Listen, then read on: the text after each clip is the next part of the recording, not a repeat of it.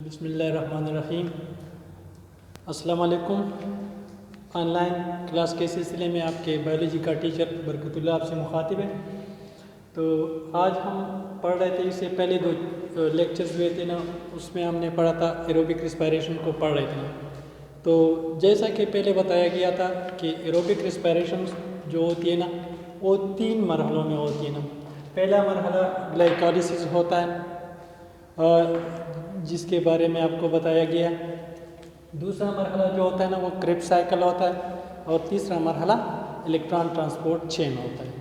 तो आज हम पढ़ेंगे क्रेब्स साइकिल के बारे में हम पढ़ेंगे। तो ग्लाइकोलिसिस जो होता है, ग्लाइकोलिसिस कहाँ पे होता है?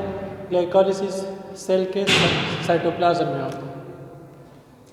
फिर ग्लाइकोलिसिस में होता है क्या? ग्लाइकोलिसिस में एक ग्लूकोज मॉलिक्यूल्स जो होता है ना, जो 6 कार्बन पर मुश्तमिल होता है ना, उसकी ब्रेकडाउन होती है ना 2 पायरोवेट्स में मॉलिक्यूल में, और हर पायरोवेट मॉलिक्यूल 3 कार्बन पर मुश्तमिल होता है। तो ये अमल जो होता है ना, ग्लाइकोलिसिस का अमल, ये साइटोप्लाज्म में होता है। इसके बाद जो पायरोवेट मॉलिक्यूल्स जो होते हैं ना, वो जाकर माइटोकॉन्ड्रिया में दाखिल होते हैं, माइटोकॉन्ड्रिया के अंदर जाते हैं। माइटोकॉन्ड्रिया को तो आपने पढ़ा होगा, यानी माइटोकॉन्ड्रिया कुछ इस तरह होता है, यानी एक बैरूनी मेम्ब्रेन होती है और एक इनर मेम्ब्रेन होती है, और दरमियान में ये मैट्रिक्स होती है। तो ये मैट्रिक्स है, ये आउटर मेम्ब्रेन है, और ये इनर मेम्ब्रेन है। और इन दो मेम्ब्रेन के दरमियान जो स्पेस होता है उसको क्या, इन दो मेम्ब्रेन के दरमियान जो स्पेस होता है इसको inter membrane space, inter membrane space कहा जाता है। तो पायरोवेट जब माइटोकॉन्ड्रिया के अंदर दाखिल होता है ना, तो क्या होता है ना, यानी मैट्रिक्स में जब पहुंच जाता है ना, तो वहां पर ये क्या होता है, ये डायरेक्ट क्रेब्स साइकिल में नहीं दाखिल होता, बल्कि ये पहले इसकी ऑक्सीडेशन होती है ना पायरोवेट की, पहले ये एक कार्बन लूज करता है कार्बन डाइऑक्साइड की शक्ल में, और जो 2 कार्बन वाला मॉलिक्यूल बनता है उसको एसिटाल्डिहाइड कहा जाता है। 2 कार्बन वाली मॉलिक्यूल जो रह जाती है ना, उसको एसिटाल्डिहाइड कहते हैं। एसिटाल्डिहाइड जो होते हैं ना, इसकी फर्दर डिहाइड्रोजनेशन होती है ना, यानी इससे हाइड्रोजन निकलता है, और ये हाइड्रोजन जो होता है ना, this hydrogen is taken by a coenzyme NAD, and NAD is reduced to NADH। और इसके बाद जो हमारे पास जो रेजिड्यू बनता है ना, वो 2 कार्बन वाला एसिटाइल ग्रुप बाकी रहते हैं।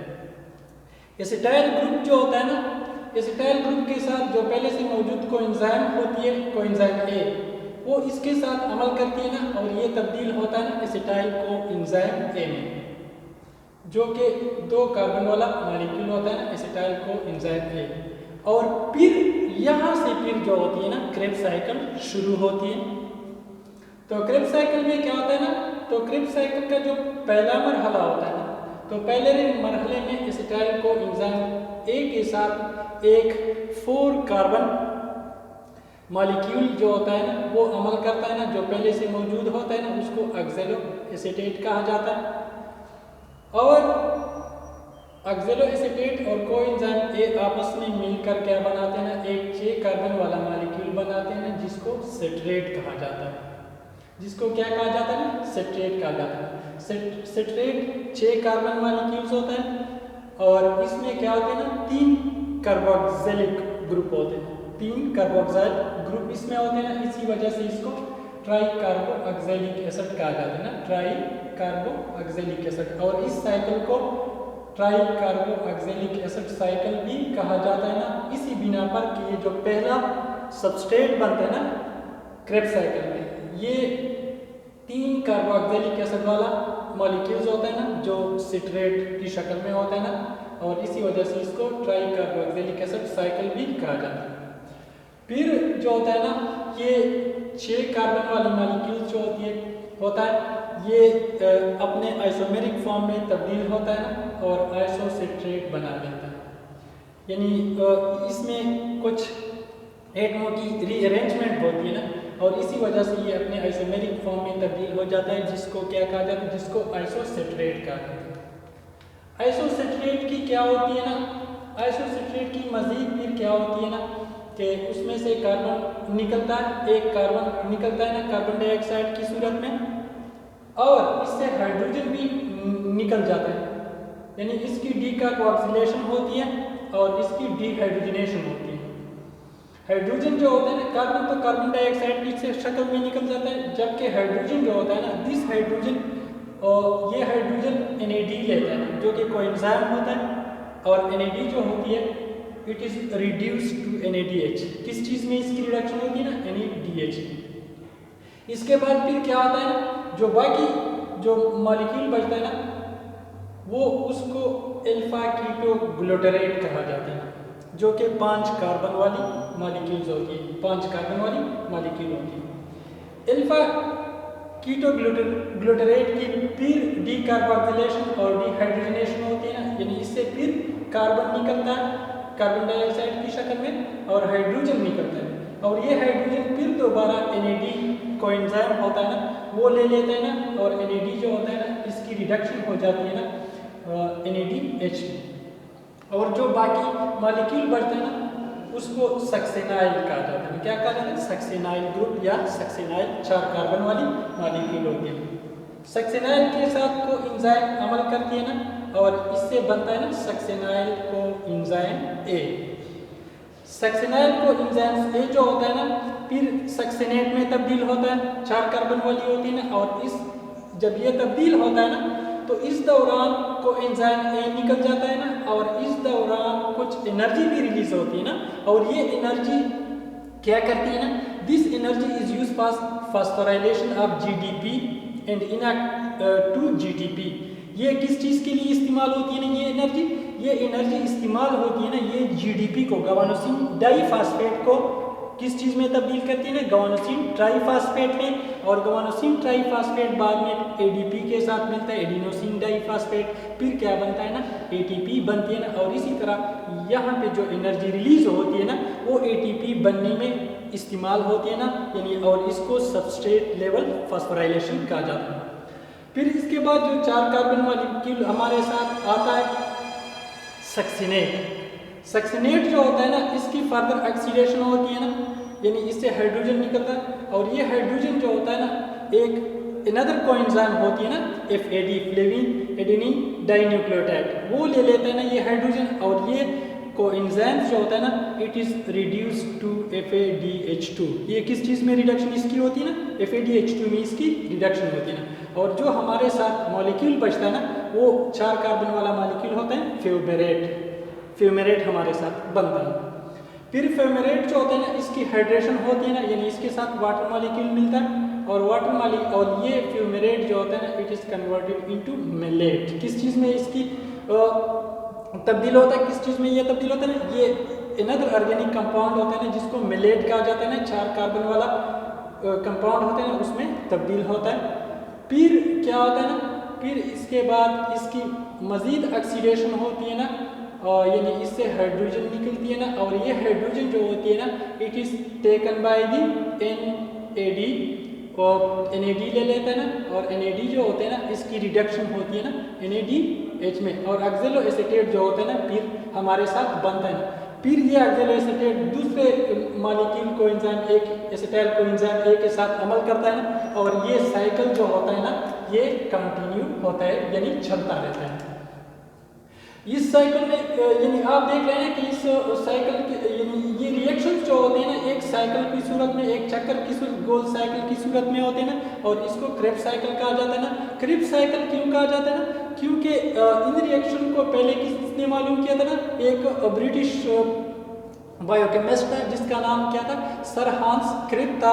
1913 में इन रिएक्शंस को मालूम किया कि, और इसी वजह से उनको नोबेल इनाम भी दिया गया, और इन रिएक्शंस को फिर क्रेब्स साइकिल भी कहा जाता है ना, उसी ताल्लुक की वजह से इन रिएक्शंस को क्रेब्स साइकिल कहा जाता है। और इसको TCA साइकिल, TCA यानी ट्राई कार्बोक्सिलिक एसिड साइकिल भी कहा जाता है, क्योंकि इसमें में जो पहला सबस्ट्रेट बनता है ना, वो सिट्रेट मॉलिक्यूल होता है ना, जिसमें 3 कार्बोक्सिल ग्रुप होते हैं ना, और इनको इस रिएक्शन को सिट्रिक एसिड साइकिल भी कहा जाता है ना, सिट्रिक एसिड साइकिल भी कहा जाता है ना, क्रेब्स साइकिल भी कहा जाता है ना, और TCA या ट्राई कार्बोक्सिलिक एसिड साइकिल भी कहा जाता है।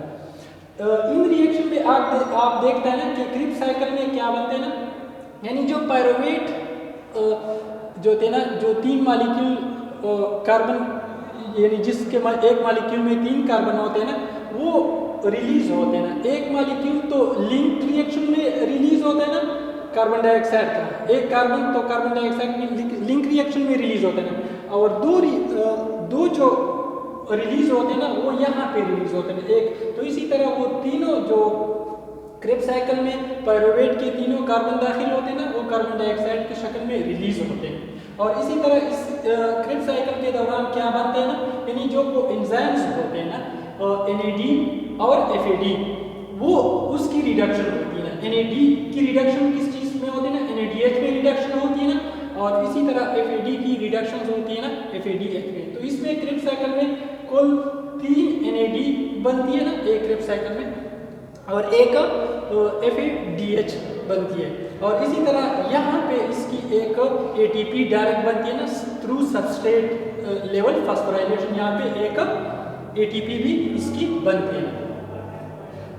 तो इसी तरह ये रिएक्शंस होते हैं ना, तो क्रेब्स साइकिल्स की रिएक्शन की यानी ये किस सीक्वेंस में होते हैं ना, यानी किस तरह यानी इसको समझने के लिए यानी एक ट्रिक है, जिसको यानी एक निमोनिक है जो क्या है, citrate is the first is the Krebs special starting substrate for making oxaloacetate।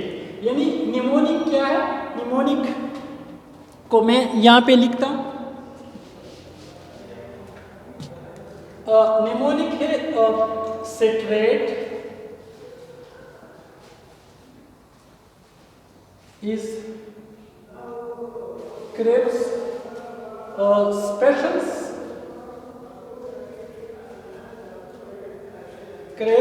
special starting substrate for making oxaloacetate। यानी तो यहाँ पे यानी ये एक निमोनिक है जो इसको याद करने के लिए आपके काम आएगा। तो इसमें क्या है, सिट्रेट, तो पहला सिट्रेट है यहाँ पे आइसोसिट्रेट के लिए इस्तेमाल होता है। क्रेब्स का वो जो के इस्तेमाल होता है ना, कीटोग्लूटरेट के लिए इस्तेमाल होता है ना। ये जो एस स्पेशल का इस्तेमाल होता है ना, सक्सेनाइल के लिए इस्तेमाल होता है।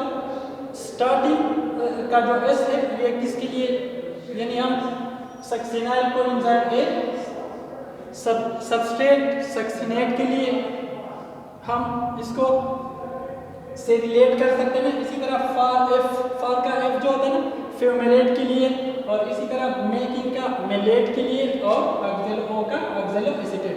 तो ये निमोनिक है।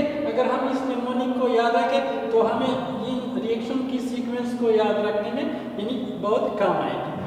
तो आज के लिए इतना ही काफ़ी है, और इंशाल्लाह नेक्स्ट लेक्चर में आपको जो तीसरा मरहला है एरोबिक रिस्पायरेशन का, उसके बारे में बताएंगे। आज के लिए इतना ही काफ़ी, शुक्रिया।